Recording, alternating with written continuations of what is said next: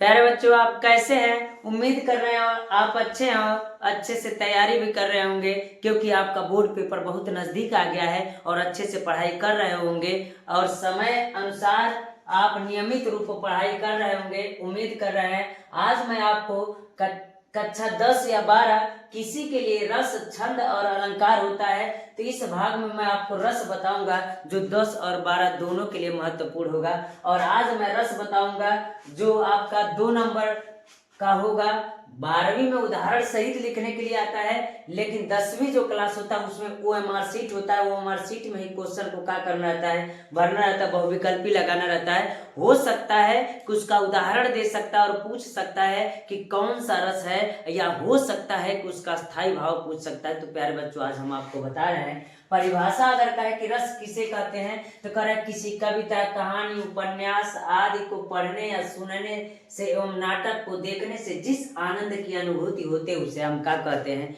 रस कहते हैं। तो हम कहते प्यारे बच्चों, आप पिक्चर देखते होंगे, लड़के पिक्चर देखते होंगे, सीरियल देखते होंगे, नाटक, फिल्म, तस्वीर, चाहे कुछ भी देखते होंगे, तो उसको देख करके जो हमें आनंद की अनुभूति होती है तो उसे हम क्या कहते हैं, रस कहते हैं। तो हम कह सकते हैं किसी नाटक, फिल्म, तस्वीर या किसी भी पुस्तक को पढ़ने या किसी बात को सुनने से जिस आनंद की अनुभूति हमें होती है उसको हम क्या कहते हैं, रस कहते हैं। और इसके प्रकार निम्न प्रकार हैं, रस और उनके अस्थायी भाव। और मैं आपको बता देना चाहता हूं कि कक्षा 10वीं में यानी 10 वाले छात्रों के लिए आपसे एक क्वेश्चन कन्फर्म मान के चलिए कि अस्थायी भाव से क्या करेगा, पूछेगा।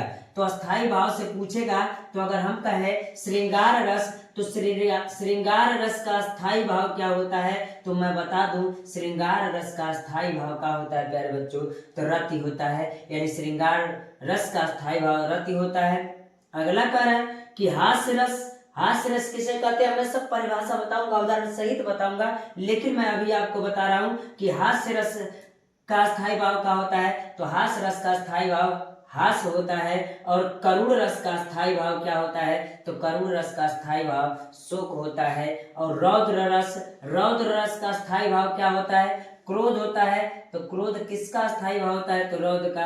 और वीर रस का क्या स्थायी भाव होता है, तो वीर रस का स्थायी भाव क्या होता है, उत्साह होता है। और मैं बता दूं प्यारे बच्चों, आपके लिए यानी कक्षा 10वीं के लिए इतने में ही से क्वेश्चन पूछ देगा। और मैंने कह दिया लिख के रख लीजिए, एक आपका स्थायी भाव से क्वेश्चन पूछेगा तो पूछेगा, कन्फर्म है। ये चारों पांचों में से ही पूछेगा। इधर आ जाते हैं तो कह रहे हैं भयानक रस, यानी भयानक रस का स्थायी भाव क्या होता है, भय। यानी भय जो होता है भयानक रस का स्थायी भाव होता है। विभत्स रस का स्थायी भाव क्या होता है, जुगुप्सा होता है, उसका स्थायी भाव किसका, विभत्स रस का। अद्भुत रस का क्या होता है स्थायी भाव, तो विस्मय होता है अद्भुत रस का स्थायी भाव। यानी अद्भुत रस का स्थायी भाव क्या होता है, विस्मय होता है। शांत रस का स्थायी भाव क्या होता है, तो निर्वेद होता है। तो 10वीं वाले ये भी देख लीजिएगा, शांत रस का पूछ देता है निर्वेद, यानी शांत रस का स्थायी भाव क्या होता है, निर्वेद होता है। और वत्सल रस का स्थायी भाव क्या होता है, तो वत्सल रस का स्थायी भाव वात्सल्य होता है। तो मैं उम्मीद कर रहा हूँ प्यारे बच्चों इतनी बात आपको समझ में आ गई होगी। और इतना आप समझ लीजिएगा, एक क्वेश्चन 10वीं वालों को पूछेगा, अब 12वीं वालों को आज याद कर लेंगे तो आगे चल के उनको किसी भी रेलवे का पेपर हुआ या यूपीपी का पेपर हुआ या किसी भी तैयारी वाले एग्जाम में आपको बहुत ज्यादा मदद करेगा यह। इसलिए इस सब चीजों को आप अच्छे से तैयार कीजिएगा। आइए चलते हम एक एक का परिभाषा उदाहरण सहित देख करके हम देते हैं। पहला जो है श्रृंगार रस, हम पहला देखते हैं श्रृंगार रस। आइए प्यारे बच्चों, श्रृंगार रस किसे कहते हैं हम बता रहे हैं, और जो हम परिभाषा बताएंगे वो आपको कहीं मिलेगा नहीं और इजीली क्या हो जाएगा, याद हो जाएगा। आइए चलते, तो हम कहेंगे श्रृंगार रस किसे कहते हैं, तो हम कहेंगे जब किसी नायक या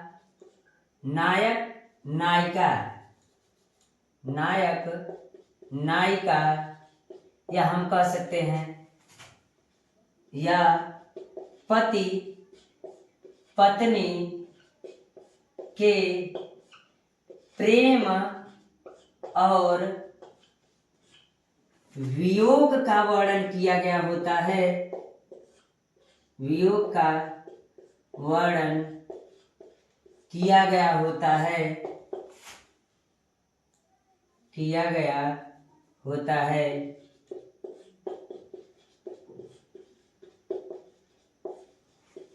वहाँ श्रृंगार रस होता है। क्या होता है? श्रृंगार रस होता है। तो क्या कह रहा है प्यारे बच्चों, जरा ध्यान से सुनिएगा। जब किसी नायक या नायिका, नायक नायिका या पति पत्नी, अगर मान लीजिए कोई पति पत्नी यानी माँ बाप को ही ले लीजिए, या नायक नायिका किसी को ले लीजिए, प्रेमी प्रेमिका को ले लीजिए, तो जब उनके प्रेमी प्रेमिका भी कह सकते हैं, हमने क्या कहा, जब किसी नायक नायिका पति पत्नी के प्रेम और वियोग के बारे में वर्णन किया गया होगा, वियोग का वर्णन किया गया होता है, वहां श्रृंगार रस होता है। हो सकता है कभी देखिएगा जब पति और पत्नी होते हैं या नायक या नायिका होते हैं, तो उस स्थिति में हम कह सकते हैं कि जब वह आपस में मिल कर रहते हैं और प्रेम से रहते हैं, तो उनको हम कह सकते हैं प्रेम का वर्णन किया गया होगा। कभी कभी ऐसा भी होता है तो उनके बीच झगड़ा हो जाता है, तो झगड़ा होता है तो दोनों एक दूसरे से अलग हो जाते हैं। जब एक दूसरे से अलग होते हैं तो उस स्थिति को वियोग कहते हैं। तो वहां पर कौन सा होगा? वियोग होगा। तो हमने कहा क्या? श्रृंगार रस। तो श्रृंगार रस जब किसी नायक या नायिका या पति या पत्नी के प्रेम और वियोग का वर्णन किया गया होता है, तो वहां कौन सा रस होता है? श्रृंगार रस होता है। और श्रृंगार रस प्यारे बच्चों दो प्रकार का होता है। श्रृंगार रस क्या होता है? तो हम कहेंगे श्रृंगार रस जो होता है वो दो प्रकार का होता है। तो हम कहेंगे कि श्रृंगार रस मुख्यतः दो प्रकार का होता है, दो प्रकार का होता है। तो कौन कौन होता है? तो हम बता दें पहले प्यारे बच्चों कि पहला जो होता है संयोग श्रृंगार रस, संयोग श्रृंगार रस, संयोग श्रृंगार रस। तो संयोग श्रृंगार रस हम पहले आपको बता देना चाहते हैं कि संयोग श्रृंगार रस किसे कहते हैं। तो हम कहेंगे जब किसी पति पत्नी या नायक या नायिका के प्रेम के बारे में वर्णन किया गया होता है, तो वहां पर संयोग श्रृंगार रस होता है। यानी हम कह सकते हैं पहला कह सकते हैं संयोग श्रृंगार रस है, यानी जब किसी के प्रेम के बारे में वर्णन किया गया होगा तो वहां पर संयोग श्रृंगार रस होगा। और दूसरा हम यहीं पर लिख दे रहे हैं, दूसरा होता है आपका वियोग श्रृंगार रस। क्या होता है? वियोग श्रृंगार रस। तो दोनों हो गया। तो इस समय क्या होता है? इसमें प्रेम का वर्णन किया गया होता है। मैं आपको लिख दे रहा हूं, बस आप नोट बनाइएगा तो ध्यान दीजिएगा इस बात का। जब प्रेम का वर्णन किया गया होता है तो वहां पर क्या होता है? संयोग श्रृंगार रस। तो हम कह सकते हैं किसी पति पत्नी या नायक या नायिका के प्रेम के बारे में वर्णन किया गया होता है तो संयोग श्रृंगार रस। अगर हम कह दें बिछड़ने के बारे में, तो बिछड़ने के बारे में अगर वर्णन किया गया होता है तो हाँ उसको क्या कहते हैं? वियोग श्रृंगार रस हम कहते हैं। तो आइए पहला कहते हैं, तो पहला क्या कह रहा है? संयोग श्रृंगार रस। तो संयोग श्रृंगार रस को हम लोग क्या करते हैं? पढ़ते हैं। तो कहेंगे संयोग श्रृंगार रस। तो संयोग श्रृंगार रस किसे कहते हैं? तो हम कहेंगे जब किसी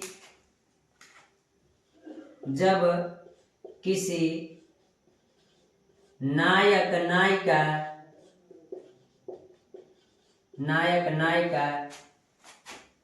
या पति पत्नी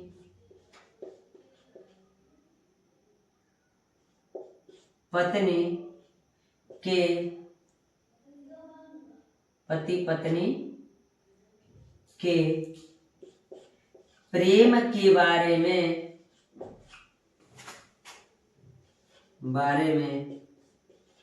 वर्णन किया गया होता है, वहां संयोग श्रृंगार रस होता है। संयोग श्रृंगार रस होता है। तो हम कहेंगे प्यारे बच्चों कि जहां पर जब किसी नायक नायिका या पति पत्नी के प्रेम के बारे में वर्णन किया गया होता है तो वहां पर संयोग श्रृंगार रस होता है। तो इसका उदाहरण जो होगा प्यारे बच्चों, तो उदाहरण हम आपको बता रहे हैं। तो उदाहरण क्या होता है जरा ध्यान से देखिएगा। उदाहरण इसका संयोग श्रृंगार रस का उदाहरण क्या होगा? तो चलते हम आपको उदाहरण बताते हैं कि इसका उदाहरण क्या होगा।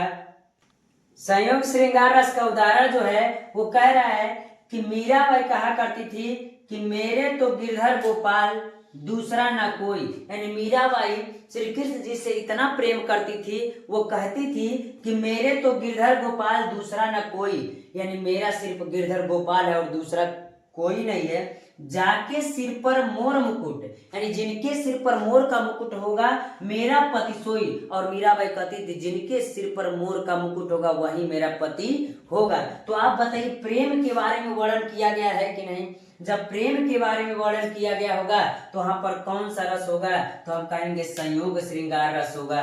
तो दूसरा जो होगा इसका वियोग श्रृंगार रस होगा। तो आइए हम देखते हैं वियोग श्रृंगार रस क्या होता है।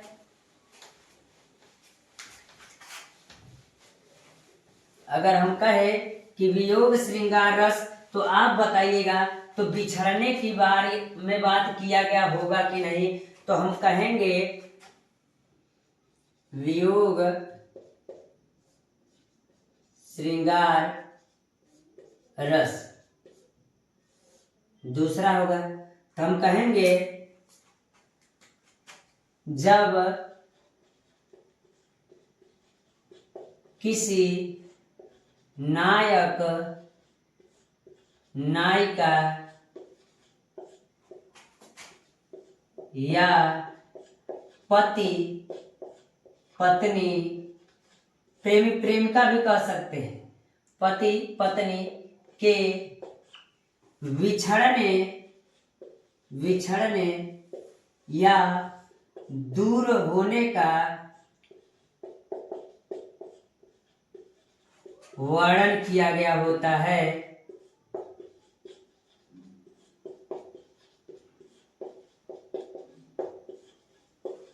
वहां वियोग श्रृंगार रस होता है। वियोग श्रृंगार रस होता है। तो हम प्यारे बच्चों बता दी, इतना आसान परिभाषा आपको कहीं नहीं मिलेगा। हमने कहा क्या वियोग श्रृंगार रस किसे कहते हैं? जब किसी नायक या नायिका, कोई नायक या नायिका या पति पत्नी के या प्रेमी प्रेमिका भी कह सकते हैं कि बिछड़ने या दूर होने का वर्णन किया गया होता है, या किसी कारणवश उनके बीच झगड़ा हो गया या बिछड़ गए या किसी कारणवश अगर वर्णन किया गया होता है तो हाँ वियोग श्रृंगार रस होता है। आइए हम इसका उदाहरण देखते हैं। तो इसका उदाहरण है, उदाहरण लिखते हैं। इसका उदाहरण इस प्रकार होगा। इसका उदाहरण है आपका, मेरे प्यारे नव जलद से कंज से नेत्र वाले। मैं आपको बता दूं, जब राधा रानी को श्री कृष्ण जी छोड़ करके चले जाते हैं और तब वो संदेशा भिजवाती है किससे?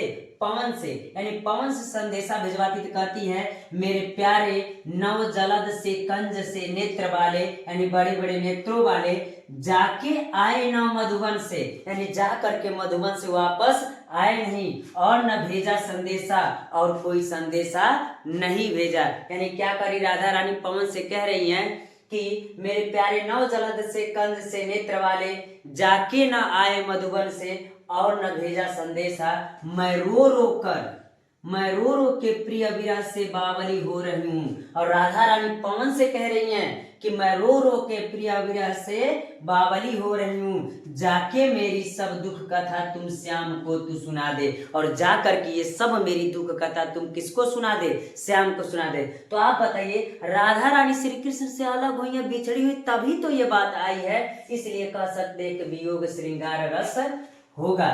आइए प्यारे बच्चों, अगर हम कहें इसका एक और उदाहरण कहे कि जरूरी है क्या कि यह बस प्रेमी और प्रेमिका के बारे में वर्णन किया गया होगा? हो सकता है कोई मित्र किसी से बिछड़ा हो, तो वहां पर भी हम कह सकते हैं। तो इसका कह सकते हैं, मान लीजिए दूसरा हम कह दे, ए मेरे दोस्त लौट के आ जा तू, लौट के आ जा, ऐ मेरे दोस्त लौट के आ जा, बिन तेरे जिंदगी अधूरी है। आप लोगों ने गाना सुना होगा, बिन तेरे जिंदगी अधूरी है। क्या है? अधूरी है। यानी हमने कहा क्या, यानी एक दोस्त से बिछड़ा होगा तो कह सकते हैं ये मेरे दोस्त लौट के आजा, बिन तेरे जिंदगी अधूरी है। तो हम कह सकते जब एक मित्र कोई बिछड़ा होगा तो ये कह सकते हैं ए मेरे दोस्त लौट के आजा, बिन तेरे जिंदगी क्या है, अधूरी है। तो इस प्रकार हम कह सकते हैं कि संयोग श्रृंगार रस और वियोग श्रृंगार रस हो जाएगा। आइए चलते हम दूसरा देखते हैं। आइए प्यारे बच्चों, अगला हम जो देखते हैं वो है आपका हास्य रस। क्या, हास्य रस, यानी दूसरा कह सकते हैं हास्य रस। तो हास्य रस कहेंगे तो हम कहेंगे सबसे पहले कि हास्य रस का स्थायी भाव, हास्य रस का अस्थाई भाव हास होता है, हास होता है। क्या होता है, हास्य रस का स्थायी भाव क्या होता है, हास्य होता है, हास होता है। तो हम कह सकते हैं, या इसको एकदम लास्ट में लिखते हैं, जरा देखिएगा। तो हम कहेंगे सबसे आसान परिभाषा, और आपको इसका परिभाषा, इतना आसान परिभाषा आपको कहीं नहीं मिलेगा। तो हम कहेंगे जब किसी नाटक, फिल्म या फिल्म तस्वीर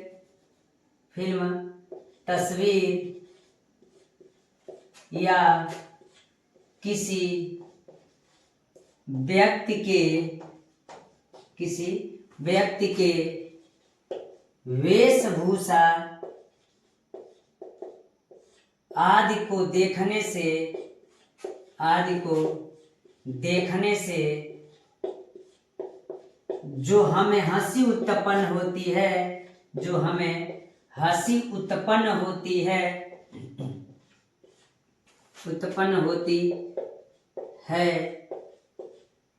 उसे हास्य रस कहते हैं।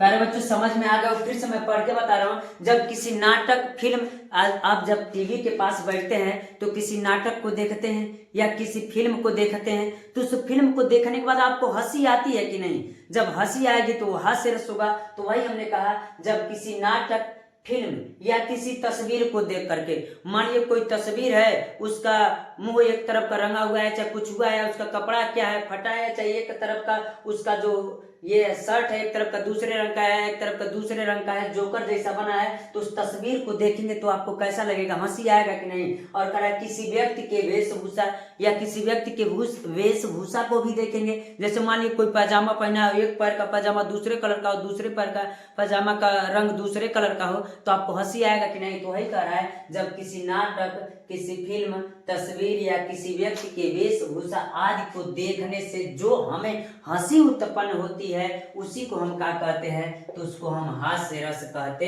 हैं। इसका अस्थाई भाव यहां लिख दीजिए, सबसे अच्छा होगा। इसका अस्थाई भाव हास होता है। क्या होता है? हास होता है। तो मैं आपको बता दूं, अब उदाहरण इसका भी इंटरमीडिएट में तो 2 नंबर का पूछेगा, उसमें उदाहरण भी लिखना होगा। लेकिन 10वीं में मैं बता दूं, हास्य रस मान लीजिए कि बहुविकल्पी टाइप में आएगा, हो सकता है कि कोई उदाहरण दे दे और पूछ दे कि ये कौन सा रस है, इसको बताइए, तो इसलिए वहां पर भी देखना पड़ेगा। तो उदाहरण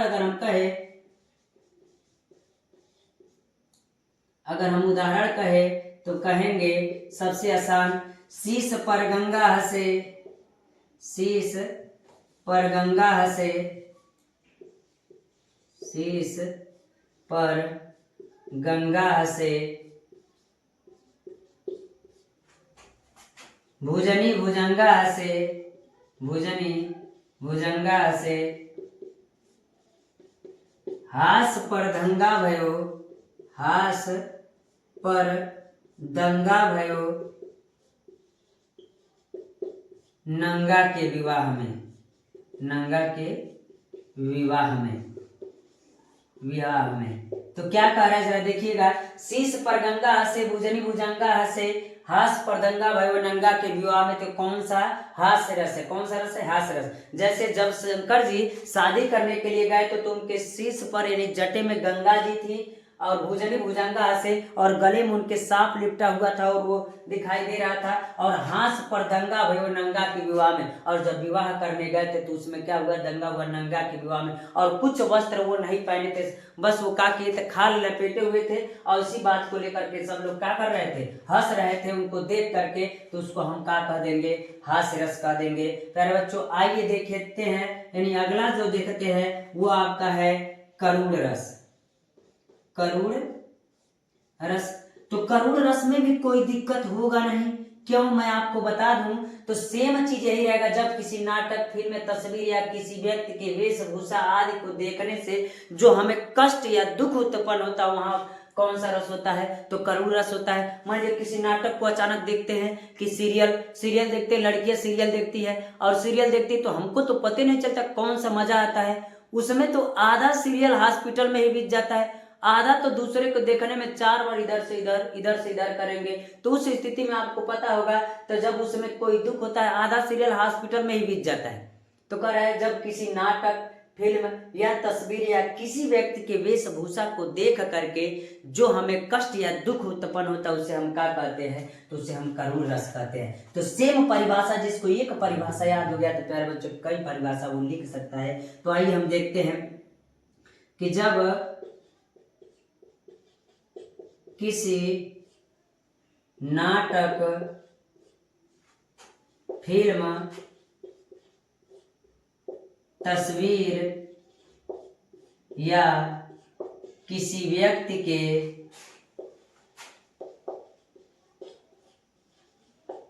वेशभूषा को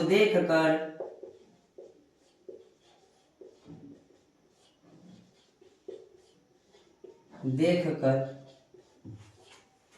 जो हमें दुख या कष्ट उत्पन्न होता है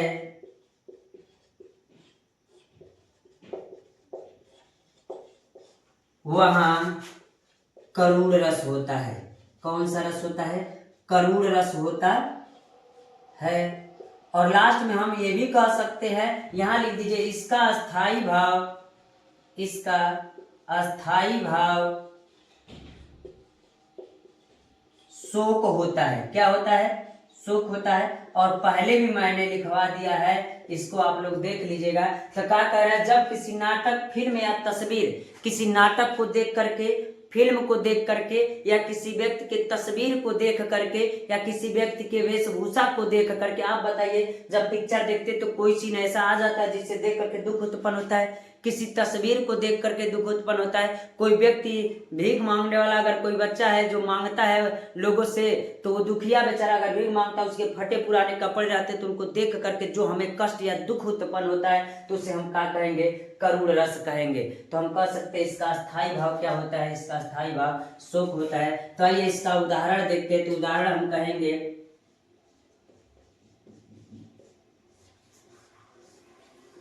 वह प्रिय पति मेरा, वह प्रिय, इसको रेड रंग से ही लिख दीजिए,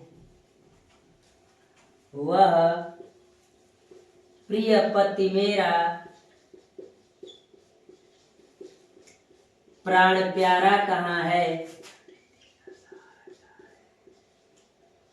वह प्रिय पति मेरा प्राण प्यारा कहाँ है, जल निधि डूबी का सहारा कहाँ है, जल निधि डूबी का सहारा कहाँ है, लख मुख जिसका मैं लौ जी सकी हूं, लख मुख जिसका मैं लौ जी सकी हूं,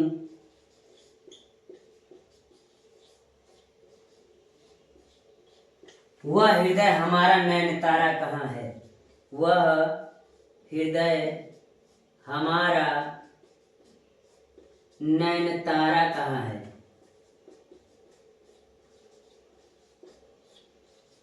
वह हृदय हमारा नैन तारा कहाँ है। आइए प्यारे बच्चों इसको देखते हैं।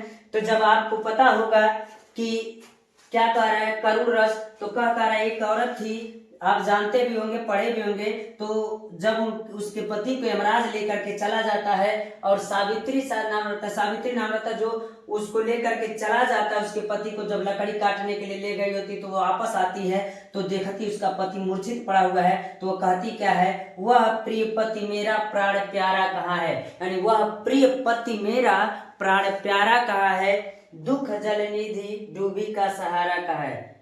कहेंगे कहाँ है, दुख जल निधि, देखिए भूल गया, दुख जल निधि डूबी का सहारा का है, यानी मेरे दुख में साथ देने वाला मेरा सहारा कहाँ है, लख मुख जिसका मैं लौ जी सकी हूँ, लख मुख जिसका यानी जिसका चेहरा देख करके मैं लौ जी सकी हूँ, वह हृदय हमारा नैनतारा कहाँ है। तो इस प्रकार हम कह सकते हैं और जानते भी होंगे कि कोई शादीशुदा औरत रहती तो उसकी पूरी दुनिया उसका पति रहता है, इसलिए वह कहती है कि वह प्रिय पति मेरा प्राण प्यारा कहाँ है, दुख जल निधि डूबी का सहारा कहाँ है, लख मुख जिसका मैं लौ जी सकी हूँ, वह हृदय हमारा नैनतारा कहाँ है। तो इस प्रकार हम कह सकते हैं करुण रस का परिभाषा ये होगा। आइए अब हम आपको बताते हैं वीर रस क्या होता है। तो वीर रस का परिभाषा आपका निम्न होता है। आइए प्यारे बच्चों, वीर रस का परिभाषा देखते हैं। तो वीर रस का परिभाषा क्या होता है और इसका स्थायी भाव क्या आता है हम लोग देखेंगे। तो वीर रस किसे कहते हैं, तो ये चौथा नंबर है ना। तो वीर रस क्या होता है, तो कहेंगे जब किसी, जिसको पहला याद हो गया उसको कोई दिक्कत नहीं होगा याद करने, जब किसी नाटक, फिल्म या तस्वीर को देख करके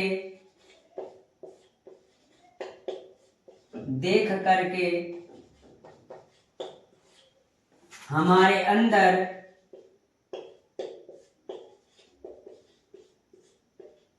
जो उत्साह या वीरता उत्पन्न होती है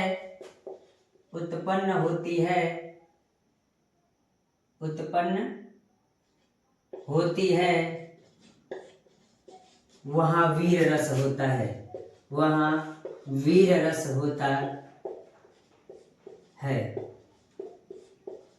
कौन सा रस होता है, वीर रस होता है। तो अगर हम कहें कि जब किसी नाटक, फिल्म या तस्वीर को देख करके हमारे अंदर जो उत्साह या वीरता उत्पन्न होती है उसे हम क्या कहते हैं, तो उसे वीर रस कहते हैं। मान लीजिए कि अगर कोई मूवी हम देख रहे हैं, कोई फिल्म या नाटक देख रहे हैं, उस स्थिति में अगर किसी देश से और किसी अन्य देश से और अपने देश से युद्ध हो गया, उस युद्ध में कुछ जवान हमारे शहीद हो गए या मारे जा रहे हैं, यानी इस स्थिति में अगर हम उसको देखते तो हमारे शरीर के अंदर इतना वीरता आ जाता, काश हम होते तो उसको मार देते, उस पूरे देश को खत्म कर देते। तो उस फिल्म या नाटक को देख करके जो हमारे अंदर वीरता या उत्साह उत्पन्न होता है उसे क्या कहते हैं, तो उसे हम वीर रस कहते हैं। तो उदाहरण क्या होगा, तो आइए उदाहरण देखते हैं प्यारे बच्चों। तो उदाहरण सबसे आसान आप लोगों भी जानते होंगे और अपने मन से जो आए उसको लिख सकते हैं। अगर कोई पहले से याद किया है तो उसको भी लिख सकता है, कोई दिक्कत नहीं है। तो हम कहेंगे, आप सुनेंगे, वीर तुम बढ़े चलो, धीर तुम बढ़े चलो, धीर तुम बढ़े चलो, सामने पहाड़ हो,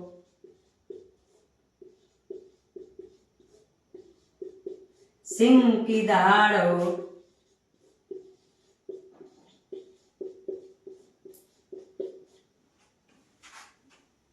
तुम निडर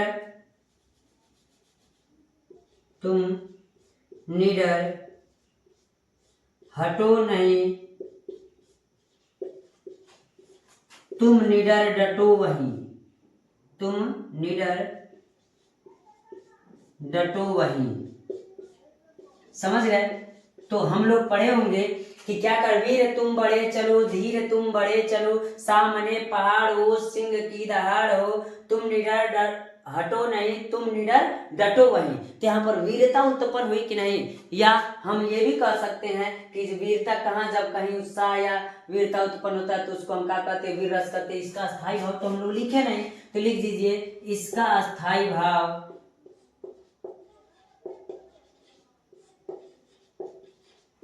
उत्साह होता है। क्या होता है? उत्साह होता है। तो इतना तो आप लोग समझ गए कि वीर रस क्या होता है। इसका जो अगला क्वेश्चन है जो हम आपको बताने चल रहे हैं वो अगला क्वेश्चन निम्न है। अगला जो आपका रस है वो है शांत रस। शांत रस क्या कह रहा है? तो कह रहा है किसी नाटक, फिल्म या तस्वीर या किसी व्यक्ति के वेशभूषा आदि से जो हमें निर्वेद नामक स्थायी भाव उत्पन्न होता है। तो आपको पता था कि शांत रस का स्थायी भाव क्या होता है? तो शांत रस का स्थायी भाव निर्वेद होता है। तो वहाँ कौन सा रस होता है? शांत रस होता है। तो शांत रस का उदाहरण क्या होगा? तो कह रहा है कि माटी कहे कुम्हार से, माटी कहे कुम्हार से। आप देखते होंगे माटी से जब कुम्हार क्या करता है, घड़ा वगैरह अन्य चीज बनाता है, तो कह रहा माटी कहे कुम्हार से त्यों तू क्यों रौदे मोए, यानी तुम मुझे रौदता क्यों है। एक दिन ऐसा आएगा, एक दिन ऐसा आएगा मैं रौदूंगी तोय, तो मैं रौदूंगी तोय। तो इस प्रकार हम कह सकते हैं कि आपका शांत रस यानी 5 रस पूरा हो गया है। अगला जो आपका जो भी रस है मैं उसको अगले वीडियो में दूंगा। ये पार्ट 1 होगा जिसको आप आसानी से पढ़ सकते हैं और एक बार अगर कोई ये पूरा वीडियो देख लेगा तो उसको याद करने में कोई समस्या नहीं आएगा और तुरंत उसको याद हो जाएगा, क्योंकि ये परिभाषा आपका अलग है। इसलिए प्यारे बच्चों पार्ट 1 का इतना वीडियो रहने देते हैं, अगला वीडियो जल्दी मैं आपको दे दूंगा। धन्यवाद।